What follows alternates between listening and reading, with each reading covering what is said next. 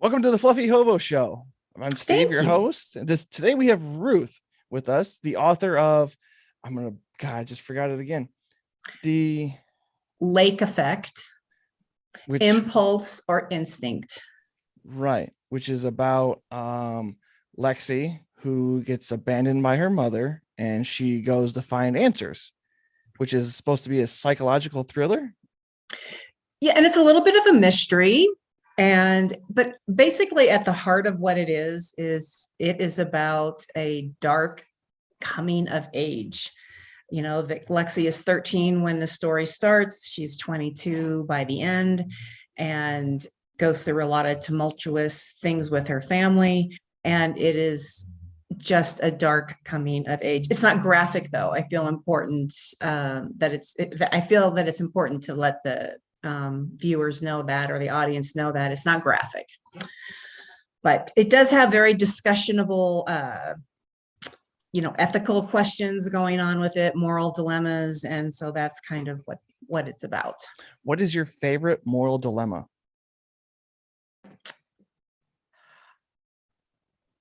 Oh my gosh, you start out with these. I guess things like not so much, not so much. The means justifies the end, but what is good for society in general? What is, oh my gosh. Sacrifice the few to save the many? Well, it's Call the herd? no, I definitely don't want to follow the herd. No, I guess just try. call the Okay, herd. okay. I got it. How do you be true to yourself and not hurt anyone else? Oh, that's easy. It's live in the woods. Live in the If there's nobody around, you can't hurt them. My husband could do that. Yeah. I've got a little homestead going myself. So I'm not a people person. Surprisingly, I have a talk show where I talk to people. I don't get it, but You're not a people person? You seem like you're a people person. I know it's a great disguise. Don't let anyone know. That's funny. That's funny. So, do you have Not kids? me, kids? Yes. No, Okay. no. But I do want to have a picture of a couple of goats in my wallet. Be like, yeah, sure, I got kids. A couple of There you goats. go. There you go. Okay. Stole that one All from right. an old man. So, what else would you like to know about the book? So where would this be placed at? Roughly, where would you describe the location? The plot of the. I Yes. thought you meant like the positioning of the book in a bookstore. It takes place in the Catskills of New York, but really it could be any small town USA. And I talk about that in the prologue, actually, Okay. because it's about these. It's a coming of age, but there's really only 4 or 5 main characters, and they're all flawed. Of So course. they're all flawed, and Lexi, the protagonist, is not always a likable character. She makes some questionable decisions, but I think it makes for great discussion. I don't want to give away the plot, but there is a near rape that happens, and my 25-year-old son read it, and it was interesting to get a guy's perspective. He's not really much of a reader too, but since he's my son, he decided, he better read the book for Mother's Day type of thing. You better read it. Yeah, you better read it. You don't have to get me a gift or anything. I just need you to buy it and read it. And it was interesting, and he had some good insights, and of course, a lot of women read it, so we get it's good for like 25-year-olds, but it's also good of any age, because the mom is a flawed character in it too, and she is a close second character in the Right. book. So there's just lots of discussions to be had about this. I mean, So a lot of flawed characters, usually to make them exponential characters, they're supposed to have some kind of redeeming arc or overarching redemption to them. I'm assuming with that smile that you have a couple of them. well, yeah, and again, I don't want to give too much of the book away, Right. but And there's a TV show that I could make a reference to that would explain everything. And I'm trying really hard not to say that. Um, it's just a dark coming of age where a girl is, her mom leaves her. She realizes that her dad maybe is, got some nefarious things going on. And she gets into college and she starts to fall in love. And I really think that college is where a lot of your turmoil from your childhood starts to surface, and you start questioning a lot of things, and you realize that all of the shit that you have kept deep down inside of you is coming to the surface, and it's affecting your work life, your relationships with your friends, with your boyfriends, and you realize that there's something that is keeping you from moving on in life, and it's really important that we explore those issues. Yeah, I mean, so for reference, for people that don't know, I don't think I've talked about this before. When I was in high school, I weighed 450 pounds. I was a massive man. And then as soon as I graduated high school, I realized I don't care about these people. And then I put myself down to about 320 2 months. And Good for you. yeah, it wasn't like I was working towards it. It was just the stress, the weight of like peer pressure just shifted off of me. And I completely stopped my binge eating. Some would describe as like depressionary kind of eating habits. And it's could be true, but I never looked at it like depression. It was more like these people are stressing me the fuck out. Like they're just, oh. High school though, for me was more of that coming of age and realizing like people really know how to backstab and twist the right way. And if you care too much, it's going to get you hurt. But I've seemed to have found a nice balance of finding caring enough and not caring enough so I can kind of smooth by. You have to figure out whose opinion you care about in Whoever life. pays my bills. Okay. Your sugar mama is definitely somebody that you care about. I'm just kidding. But and the thing with that's an interesting, point is you care about what your parents think, but at the same time, you're also trying to separate yourself from your parents. Not at all. Especially in later, not at all. What do you mean? So you never separated yourself?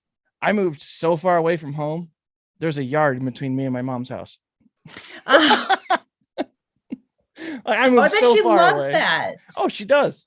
She'll probably call me during the middle of this saying, "What you doing?" I'm talking to somebody. I'm a people person. I'll call you later. Well, I mean, she knows I'm doing random interviews with strangers, and she's like, "Don't take their candy." I'm like, "I'm not 12, mother." Don't take their candy. Some candy, little boy. So what else? Yeah. So how did you find the inspiration to write this? Was it like a pandemic book? No, I got out of like corporate world, and I decided that I wanted to take some. I've always been a reader, and so I decided to take a creative writing course at a community college. It was a writing prompt. I had to describe a lake where a murder had been committed, but I couldn't come right out and say it. Okay. And so I ended up with Lexi, and that was the impetus for the lake effect. And my teacher, she read it and she's like, it's kind of nice that you wrote about flawed characters. And it was only like a 10-minute writing assignment. And whereas some of the other people in the class would write about the actual murder scene, the blood and the knife or whatever. And I wanted to get into the psychology of, why this happened and what dig deeper into whichever character, did this. Really mess with their minds. Yeah. That's right. Scars that you can never heal. Well, and this character, I don't want to give it away, and there is a twist ending at the end, and so these characters are going to have to live with their choices, their decisions, and their choices. Yeah, and that's why impulse or instinct. With the near rape, you could say, well, that was instinctual. She got out of that situation but maybe some of the other decisions in her life were more impulsive, and that's a whole different ball of Right. wax. Right. Yeah. Okay. So That's unique. The fact that your college paper turned into a book. yeah. Yeah, and I take my hat off to community colleges. It's a great way to dip your toes into different things that you want to do later in life. And there's more middle-aged people taking these courses online and going to the actual campus, and that it's not just the 18-year-olds, but there's a fair amount of those. So it's just nice. It's just great.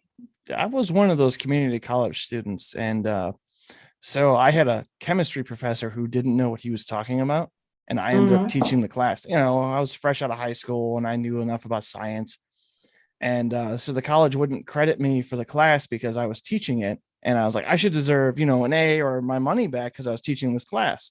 And I said no, and I said, okay, cool, I'm out of here. So that was the end of college for me. Well, wow. Yeah, He actually let you teach it, or did he like, I took his um, final exam day 2 of the college course, and I passed it with 100. And I said, you don't deserve to be a teacher. And so he left. I have that he weird effect. left? He left the room. I have that weird effect on people. I'm Oh my God. stubborn. But the other students stayed and allowed you to teach them? Yes, because he Oh, made a big cool. show about how, well, you're so smart and you can't back it up. Here, take the final. And I took it and he graded it in front of everybody. And like, this guy knows what he's talking about. And I said, I guess I'm teaching this class now. Okay. It was a 35-minute drive from my house, so I might as well make it worth it, right? Right, right, right. Okay. All right. Yeah. Do you have any kind of weird teachers Um, in college? mm, oh, geez, let me think. Not really. It was very traditional back in the 80s, That's lucky. just lecture halls and professors that have been tenured, and it was kind of a party school. I went to the University of Nebraska Lincoln. So Middle of yeah, nowhere, the middle of legitimately. nowhere. Where Yeah. there's corn, and locust. Yeah. And mosquitoes, right? Yeah, that's ridiculous. It is ridiculous. So, So, what's your second favorite hobby? oh, interior decorating. Yeah. Yeah. Maybe traveling. Maybe traveling. I wanted to go to Europe, but that's kind of hard to do now, right? I mean, I don't know what's so good in Europe besides history. Well, yeah, and I'm kind of a little bit of a history buff. So, Yeah. yeah, yeah. What's your favorite hobby? I am a little bit of a mixed bag. So, my Hmm. favorite hobby is sitting at home doing nothing, playing video games. Because it's just my favorite hobby. But like, I can't all the time because I have to do this thing called being an adult. Right. So I don't know. I like making projects that I never finish.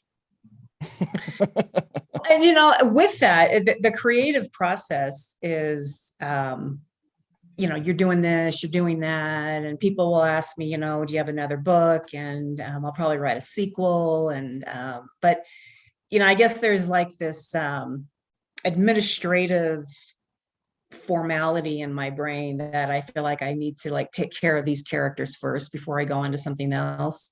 But usually, I think most writers, they get an idea and they jot it down and then they start something, and then they literally, like you see in commercials or movies, and they take it out of the typewriter and they flip it around their piece of paper and then they go on to something else. So So are you what do you do? familiar? Are you familiar with Dungeons and Dragons? I've heard of it. Okay, it is a tabletop game where you use your imagination and dice to play the game, right? And there's a certain set of rules, and you have one person who's the dungeon master who interprets things. Okay.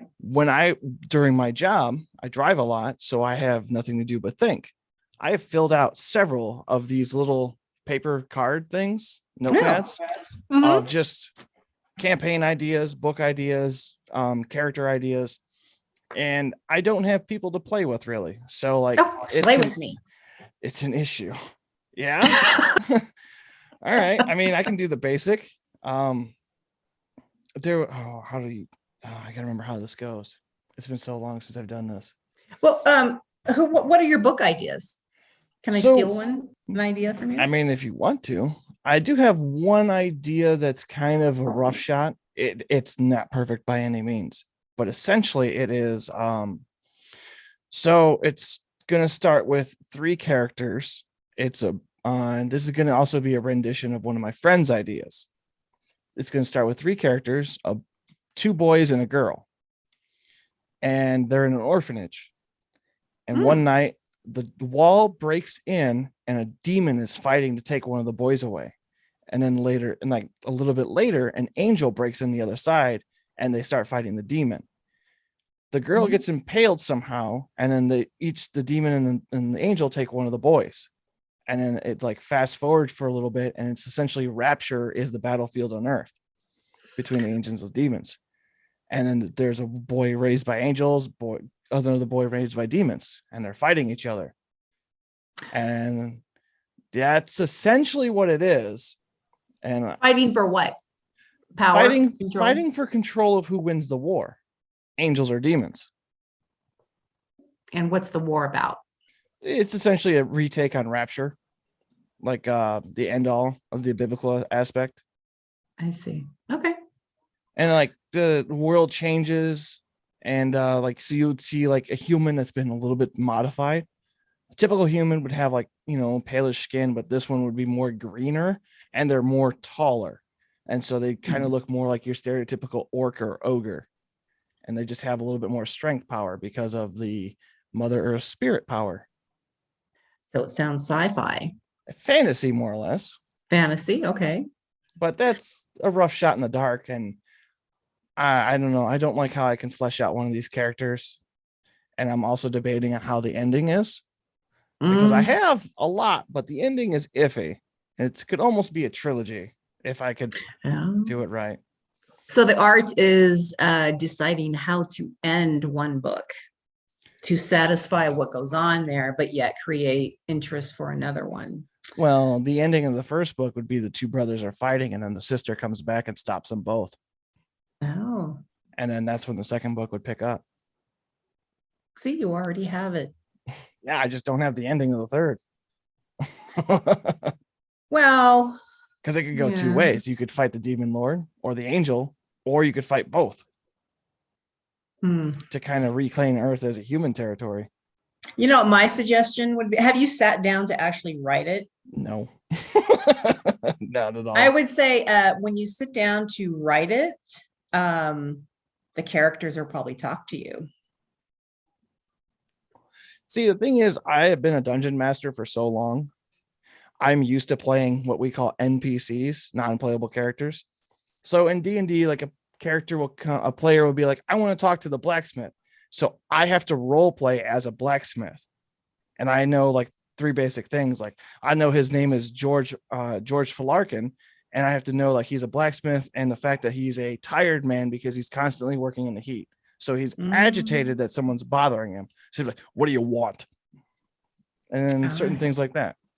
I see. I see. So coming up with character ideas is not hard for me to do on the fly, but to actually concrete one down is hard because I'm used Oh, to, the rotating character scheme. right. Right. Yeah. Writing is, It's a fickle beast. you have to just sit down and do it. And I did have to pay somebody to make me sit down and do it. Have a writing coach. Writing coach. Yeah. How You does have to have that 10 work? pages to her. Well, you basically just write X amount of pages a week that you decide on. And I wrote 10 pages a week, and then I would submit it to her on Wednesday. We'd talk about it on Thursday, and then I would get going on the next 10 pages. And it just makes you sit down and listen to the characters and get it done. Yeah. They're not just a glorified grammar Nazi. Oh no, that it's not editing. Oh, okay. It's not editing. No, that's a whole other That's a whole nother expense. beast. That's a whole other expense. And those grammar Nazis are really important. Oh yeah, Twitter will tell you. Yeah. Yes. So, So how was the process of getting this book published? Was that a difficult challenge too? I don't want to say that anybody can be a writer because you do have to sit down and write it, and you do have to go through the editing and the re-editing. But the actual putting it up on Amazon, you hire a publishing coach, and I had that, and you upload it to Amazon, and then the marketing is the real challenge, quite honestly, is because it's very competitive because everybody can put a book up there. So it's just doing the legwork, and but no, it's not hard. I mean, anybody can put up anybody can put up a book on Amazon. Now, whether it sells and whether it's got credibility is another thing. So is that a real pipe you're smoking? My dad smoked a pipe. This is That actually looks like his. Did you take his? I don't know. This was my dad's. Yeah, your dad's your dad's probably younger than my dad. My dad's gone. So is mine. Oh, My dad okay. was 69 and a half when he passed. My dad was 80, Oh, okay. 20 years ago. So, Yeah, mine passed away back in 2019. oh, And I'm sorry. well, I'm kind of glad he passed because he doesn't have to see the political bullshit that's going on. Hey, It would have given him a heart attack to see the world in this state. yeah, yeah. I think my It dad is what it had, is. yeah. Well, I don't know. So Well, here's a weird question for you. In your book, how much conflict could be avoided if the main character had a gun? none. None whatsoever. Yeah, it wasn't, no. No, not How even much conflict could be avoided if the character had a gun? yes, None. not even with the potential rape scene that you talked about. No, because first of all, she was 13. How was a 13-year-old going to get a gun? And even if she could, what is she going to do? Like, oh, wait, stop groping me. Let me get out my gun. Fair enough. Fair enough. But actually, it's not a weird question because instead of relying on a weapon, she relied on her wiles. She, again, you have to read the book, but right. So that's a mind over she, matter. Okay. well, right. I mean, she basically tricked him into getting Right. off of her. Right. And so, yeah, I mean, I don't have a problem giving that part away, but you don't know which character it happened to. So you still need to pick it up on Amazon. That's fine. I'm not going to dive into it. I just thought it's an interesting thing because I know a lot of people. So I talked to this one dude who wrote a horror book, and I asked him that question. He stopped and he goes, "You ruined my whole book." Ah! And he's like, "You can't upload this anymore. You ruined the whole book for me."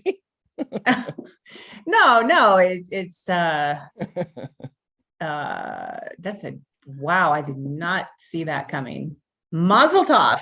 I did not see that coming. You're welcome. Yeah. That's my new saying now, Mazel tov. I have a Jewish friend, and a Mazel tov. Mazel tov. She doesn't find it funny. It's no, of course not. Of course not. So, funny story. I dated a Jewish woman for a long time, right? And one of my English teachers was Jewish. They happened to go to the same synagogue. I was a prankster. Was and still am. Oh, let me tell you. You know that paper that you rub and it turns to smoke? So I bought a whole bunch of these. And we go into the cathedral and I sit down and I'm rubbing my back with it, right? The paper, just rubbing my back. And I'm like, I turn to look at her and go, is it just hot in here or is it me? And my English teacher is sitting in front of me and he turns around and just sees all the smoke around me. Like, I got to get out of here, man. He treated me so rough after that. I imagine. But he'll never forget me. Have you gone back to your reunion and seen him? Absolutely not. Oh. None of those people I graduated high school besides my 5 friends stay in contact with me. So no, I don't. That's the way it works. I don't know if they needed me, they talked to me. but instead they'd rather bicker about who's still popular and who's doing better in the world, and while I'm actually just doing my own thing. Yeah. Yeah. Well, you can't live in your high school days, whether they were good or bad. My high school days ended the summer after I graduated. I was done with it all, just not Yeah. dealing with it. Can I ask when you graduated? 2009. Okay. All right. Yeah, I'm 31. Yeah.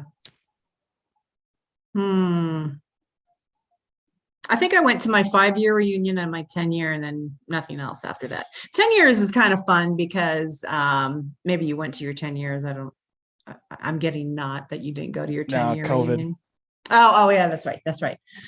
But 10-year is kind of fun because you still kind of remember those days, but it all kind of looks somewhat similar, but to go back for your 30th, it's like, wow. We're keeping track who's not dead yet at that point. Yeah. And you were so cute back then. Thank God thank You God look we like you got didn't hit hook by a up. bus. What's wrong with you? Yeah. So did you always grow up in Indiana? Yes. Or Yes, I always have. live in Indiana? Yep. Okay. I have moved one zip code in my entire life. I've never been to Indiana. It is the crossroads of America. If you come here, it's to use the bathroom and leave. Like the only reason we stay is because of family. Well, it's kind of like Nebraska. Nebraska is like one of the least traveled or touristy states. I think I don't even know what I drove that. There was 300 and something miles of Nebraska after Illinois to Colorado. I drove that stretch. That's a whole lot of nothing. Yeah, it is a whole lot. That's about it. Yeah, it's a great stretch of I-80 to just put your your cruise control on. Yep. Yeah. I remember following a semi truck. They're all over the place. We were doing about 85 down that highway, just cruising. Yeah. And no one cared. Everyone was doing about the same speed. Like, let's just get the hell out of here. Well, it's just so, when you have that much road in front of you, and it's a straight drive. Yeah, it's a straight drive. Yeah, you look at it on your GPS and it's just one straight line. Yeah. But, home is home, right? So. Yeah. I've got most of my family around here. Even though my wife's family's from Iowa, they moved this way for some reason and they stayed here for some reason. Iowa's at least got some pretty farmland, like. Yeah, she was from the Quad Illinois. Cities, though. Oh, okay. So, like, it's a giant hill. That's what that place is.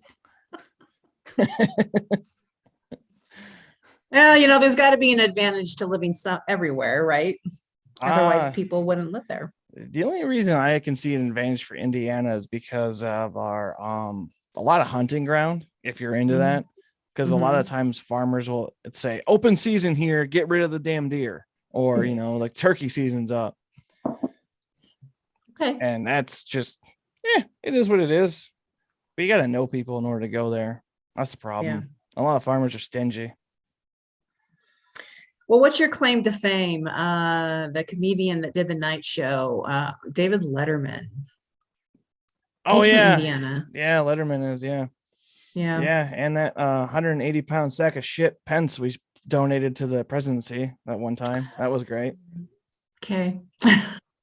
He was a terrible governor. Absolutely the worst for Indiana. I am libertarian-esque. I'm not staunchly on either side of the fence. I like being a fence sitter and a referee. But Pence was definitely I like getting things done. Yeah. So you're going to be sitting more on the right wing with leftist views. That is an awesome way of saying it.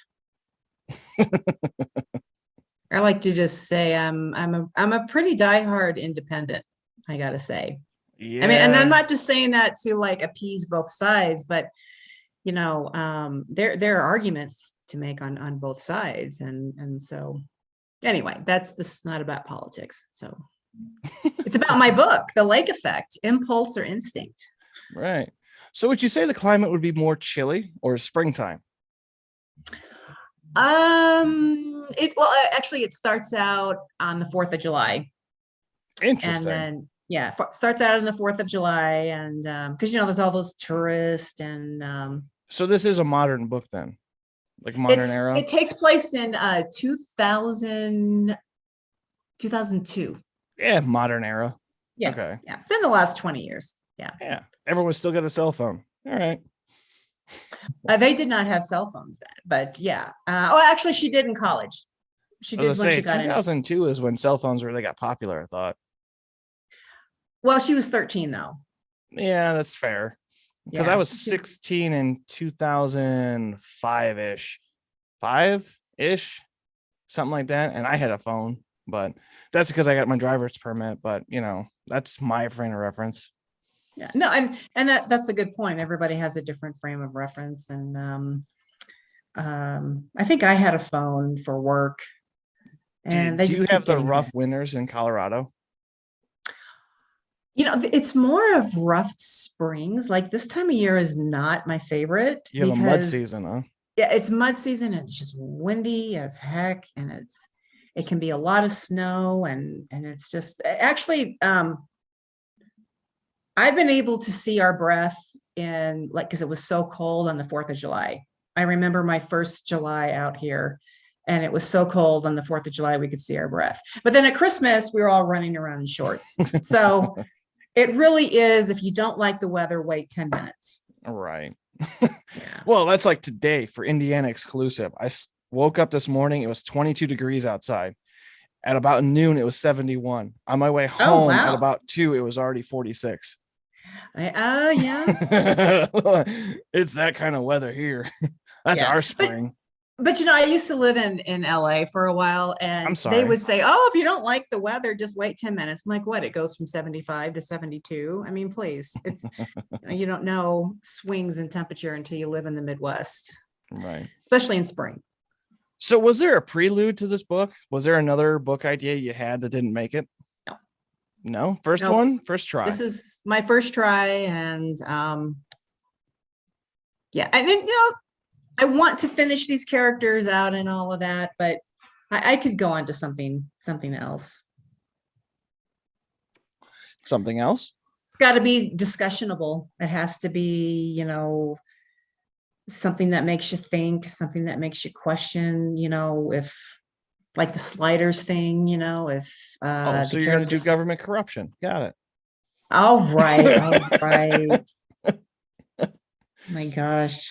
That would be an interesting thing. The youngest politician, and they're just innocent in a room full of conniving assholes. I personally don't believe any politician has anybody's best interest at heart except their own. So Well, yeah, of course. that would be they're just getting reelected, So Well, yeah. I mean, campaign season is the only time you see them at their most distrustful. oh my. So well, So, how many kids do you have? I have two kids, a 25-year-old and a 22-year-old. Both male? Nope, my son is 25 and my daughter is 22. She is graduating from college this year from Creighton University. And, she's thinking about coming back to Denver, but Denver is so expensive anymore Yeah. that she might stay in Omaha. So, All right. Yeah. Well, that's good, I guess. She hates Omaha, though. I mean, I'm I don't know telling much you, about them. I'm telling you, they have great restaurants, and they're mom and pop. They're great restaurants, and the people are nice. I will say that. All right. Well, that's always a good thing. It is. So, do you do plan on making this a series then, or at least another book coming? I might make it a short story, and yeah, yeah. I'm putting out a blog now. I put out blogs of snippets of the sequel. And the nice thing about doing that is that you don't have to worry about putting these blogs in order. You just sort of post snippets of these different characters, and you preface it by saying, I don't know if I'm going to use this, in the final book for the sequel or not. And it's more of it's a sequel, but it's the prequel, more or Okay. less, like what happened before Lexi. So yeah, I'm excited to do that. Now, where did you get inspiration for the antagonist from? Well, probably my teacher when she said, you have these flawed characters, and so I'm like, okay, well, I need to make them flawed, and I probably made them too flawed. And my first round of editors said, we got to try to make Lexi a little bit more likable. So I put in some good, some good like family scenes, and she is a good person. She's a kid trying to figure things out. Right. And can you imagine if your mom left you at 13? I got left behind at a store once. See, and how traumatic was that? I never let her live it down. Of course you didn't. Of course you didn't. What mother would leave their child behind? I thought you cared for me. Look, I was raised on a bunch of smart asses. Do you have siblings? I had a brother, but he passed away in 2016. Oh, I'm sorry. Oh, it was a long time ago. It's all right. There's some, strong days that are hard to deal with, and other days that are easier to deal with. I'm sure you've lost a loved one before. You kind of know how that is. Well, yeah, it's but never easy. It just gets better every day. That's good. That's good. Well, I'm sorry to hear that. So, and then your dad in 2000. Wow, I'm sorry. Oh, it's okay. I've learned to manage. That's why I don't. What does your wife do?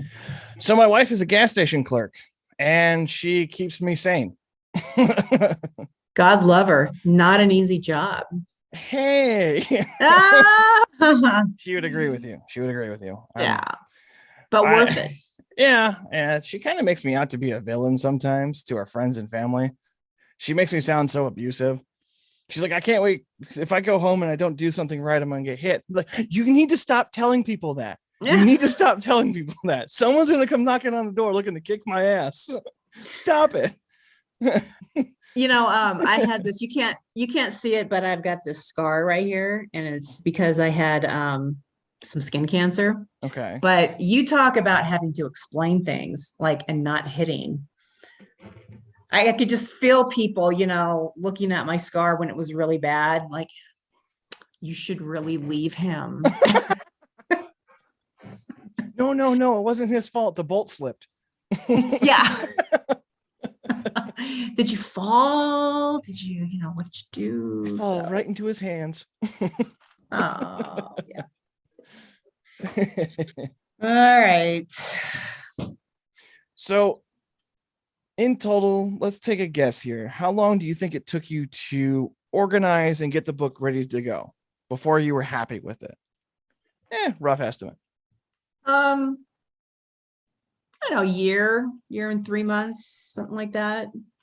Okay.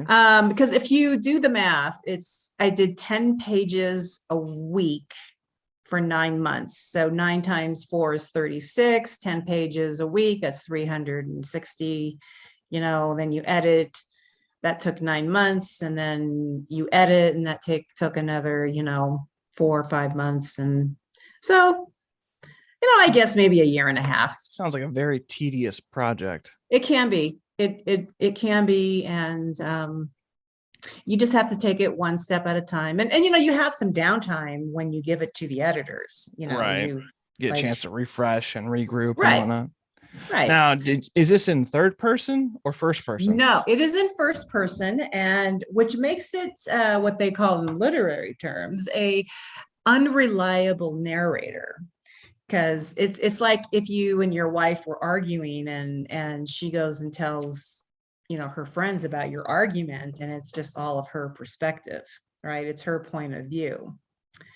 So that's why it's an unreliable narrator, and it's also why it's kind of ripe for a sequel, so that the readers can get the other characters' perspectives.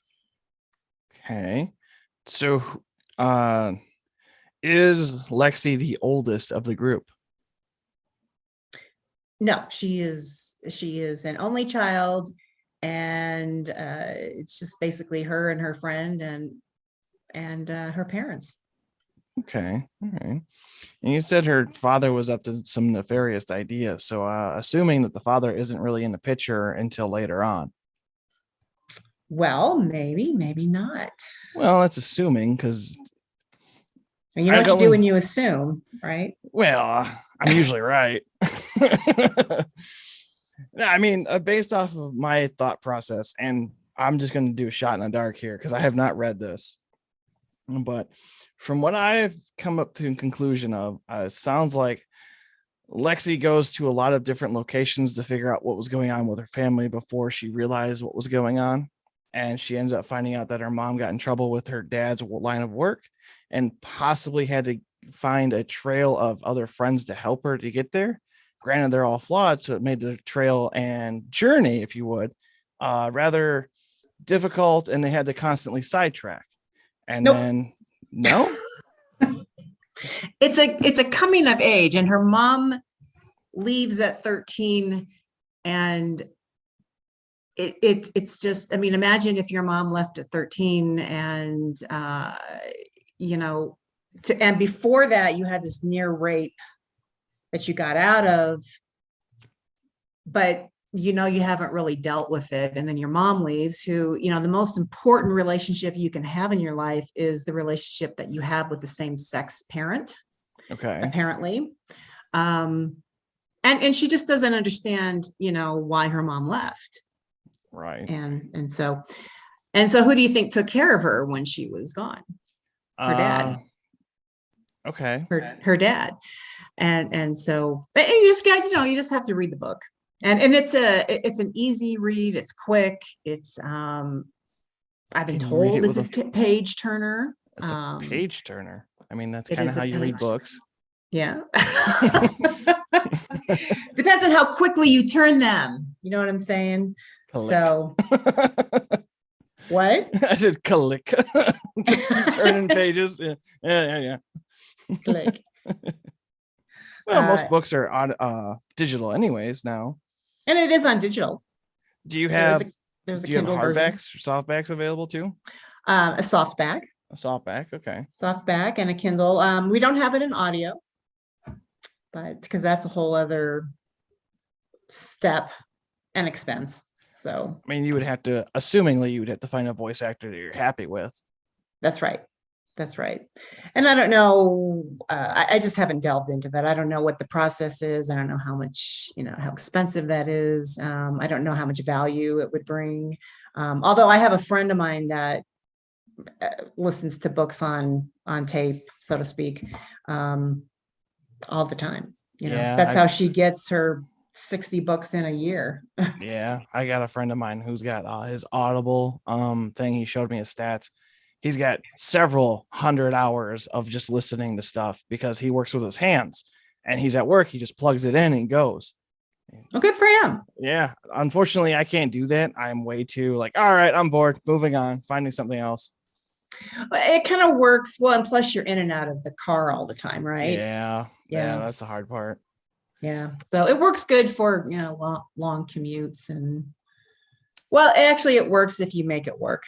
So yeah, like most things in life, you know, you make it work. Yeah, right, because I hardly read any, but my wife has got several dozen totes of books, and most of them are smut. I will call her out on it. Well, you know, she's got one book that's sitting on the dresser right now. It says The Woman of Sin. Like, wow. Yeah, I read the back of it one time and I just giggled to myself, like, how can you read this gutter trash? Watch porn like an adult. Yeah. It's just so embarrassing. Just watch porn. Yeah. Go full ballsy. Just unplug the headphone jack, play it through the speakers, let the whole house know what you're doing. Yeah. Did she like 50 Shades of Grey? Did she talk about it if she didn't talk about it? I don't think so. She more likes fan fiction stuff. It's more of her forte. And I know when she's reading it because she giggles like a little fangirl. Yeah. It's You know what I'm talking about. That just excited giggle that she can't control. Well, no. It's pretty bad when I'm making dinner and I'm just hearing giggling. It's like, all right, come on. Romance novels are good when you're dating somebody or you're married. I'll just put it that. Yeah. That's good. How Yeah. long have you and your I'm assuming husband's married? We've been married 16 years. They were my kids are his kids, Okay. and their mom died when they were young, and so I came into the picture when they were like 9 and 6. So they're mine. I'm glad They're I made it mine. work. Yes, we did. There was troubles afoot. Yeah, that's a whole other bottle of wine. But they are good kids. So let me ask, how long did it take for him to ask you to marry? Oh, just a few months. Really? Well, we were older. Like I was 39 when we got married, and I had never been married before, and he was 42 and had been married once. Okay. So, you kind of know what you want. Yeah. I dated my wife for 6 months, and then I played a scavenger game. I hid a ring around in the kitchen, and she found it. I'm like, hey. Oh, how cute. Yeah. Every now and again, I hide something around the house. How long have you been married? We will be 6 years coming up soon in October. So you were married pretty young. Mazel Yeah. tov. Mazel Yeah. tov. Yeah. Yeah. All my friends. Is it everything you thought it would be? Um, in a more rude way, I've always wanted to know what it was like to have a vagina, and now I have one. So Heidi. I mean, it's great because I just, I don't know. Sometimes I act like we never really got married. I'm constantly hitting on her. I don't know. Oh, It is what that's it so is. great. Yeah. Like there's times I pick up the phone and she calls me. I'm like, what do you need, tits? Like, Yeah. she's like, I'm on the speakerphone with my mother. I'm like, did I stutter? Yeah. Okay. What do you need to say it more clearly? Well, that's good. She should appreciate that. Yeah. She better if she knows what's good for her. So what Any is dogs? Oh, go ahead. dogs? No, you asked me. What's the question you're going to I ask? was gonna ask, like, what was your favorite part of the book that you wrote? Beginning, middle, end? I like there's a part 1 and a part 2. I like part 2, which is when she's in college and she's starting to fall in love, and a lot of this shit is coming to the surface, and Living the she time can, of my life, drastically yeah, crashing. yeah. That's what I liked, and yeah, Right. that's what I mean. The younger part, when she was 13, I had these journal entries, and that was kind of fun, to put these and journaling is a good strategy that writers use to create backstory. That's a lot of what I did for being a dungeon master. Yeah. Yeah. I know. So, which I had a journal as a child growing up, but I would put stupid things in there. Of And I don't know course. how much journaling was really done, but it is an effective, and letter writing, if you get back into like the 40s and that kind of 50s and that kind of stuff. But it is an effective way to write and give backstory. You know, so especially if it is written in first person, if you can get a letter from somebody else that's not in the first person character's voice, then that helps. And you have to put a lot of dialogue in there so you get other people's thoughts without. That's an interesting take. Did you have somebody write a letter for you? Like, this is what I want, but I need you to word it in your own way. Did I have somebody write a letter for me? Yeah. Like, what do you like for the characters in the? Like, say, like, I'm just saying, like, that's an interesting idea. Is like, say somebody receives a letter from somebody that's not the narrator. It would be worded in a way that you're not accustomed to, so it would truly feel like it's someone else. Yeah. That's an interesting idea. Yeah.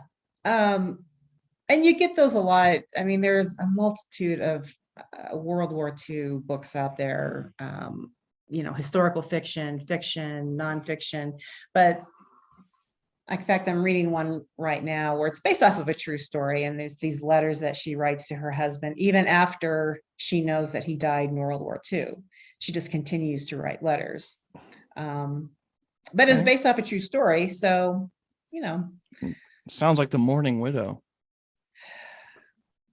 I don't know what that So is. The Mourning Widow is it's an older book series. It is about this widow who writes letters to recently deceased not wives, but like other recently widowed women. She goes Mhm. through and she writes like my experience and whatnot, and she sends out these letters to them, and then ends up having a whole like a letter chain. And that's the whole book, is essentially you see letter one and you flip the page and it's a reply, and then it just keeps going, like It's different like a chain replies. letter, a little Yeah, bit. Yeah. it's kind of unique, and that's a lot of where I drew my inspiration for um like adventurer, you need help, here's a letter, and it's just like a part of the email or part of the letter chain, and they had to kind of figure it out. I don't care how much technology we have. If you get something in the mail that is handwritten, like a true letter, not a marketing piece or, somebody trying to sell you something, it is a cool feeling, Mm-hmm. to get something in the mail. And yeah, I get it. I'll have to, Mourning what was it Widows, again? Mourning Widows. or it might have been Widow's Mourning. I'm not quite sure now. It's been 12 years since I read it. Well, I'll just Google it. That's the Okay. best thing, Google. Yeah. You can go in there and Google Ruth Sharp. The link Yeah. is, You were asking a question before I intervened. What was your question? oh no, just, do you have dogs? I got one behind me. Really? Yeah. Come here, you. Come on, get up. Oh. Oh. Hi.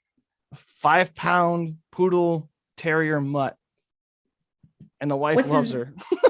what's her name? Baby. Baby? Yeah, baby. Came with the name. Hmm. She's a little weirdo.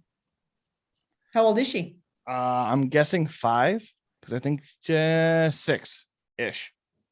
All right. But Love. the true owner of the house, one moment. Come here, Dick. Oh. A 20-pound cat. Oh my jeez. He's a massive cat. Is he a Maine Coon? Um, Doesn't look like it. He was a garage cat from my uncle's house, and Okay. we just kind of picked him up, and he ended up being solid as a rock with the longest tail possible. Wow. He kind of runs the house.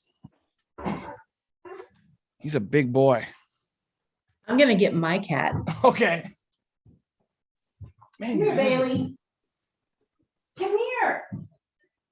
Show them your new haircut. Oh man, is it shaved? What is Normally has probably 5 pounds of hair. Oh, Okay. you're on candid camera. Come on, show them, Bailey. Is there a flea Oh, issue? no, Matt's. Yeah. We got Matt's. scissors for ours to kind of cut in there because he won't let us touch him for too long like that. Well, yeah, that's kind of the issue with her. So once a year we get her cut, but we just started doing that last year. So I bet it helps with all the shedding too. yes. You got the Yeah. joy of a white colored cat, so it's everywhere. Love it. Yeah. But thank you again for having me on the show. I know it's almost It's whatever. It's whatever. Okay. It's whatever. Like anything else you want to talk about, I'm free game for whatever. Something on your mind you want to talk about that's not book related, something that's book related.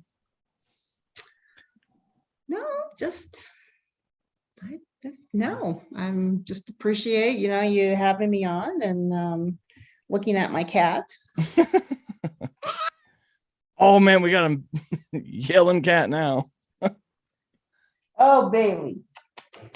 Okay. All right. I'm gonna let you down. We have 2 dogs. So one's with me and one's with my husband at another house that we have, but 6 o'clock, the dinner bell is going to go off in their head, right? I don't know about your dog, but Yep. like they know, they Yep. know, they know. So, All righty. all Anything right. else? No? That's it? No. All righty then. Well, thank you for coming on. Well, thank you again. So hopefully we will talk to you in the near future. And Ruth Sharp, the lake effect. All righty. All right. Hey, take care. Thank you again. Hey, no problem. All right. We'll talk to you soon.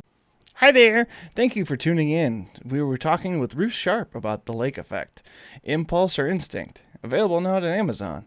And I hope you enjoyed the show. Until next time, fam, stay cool.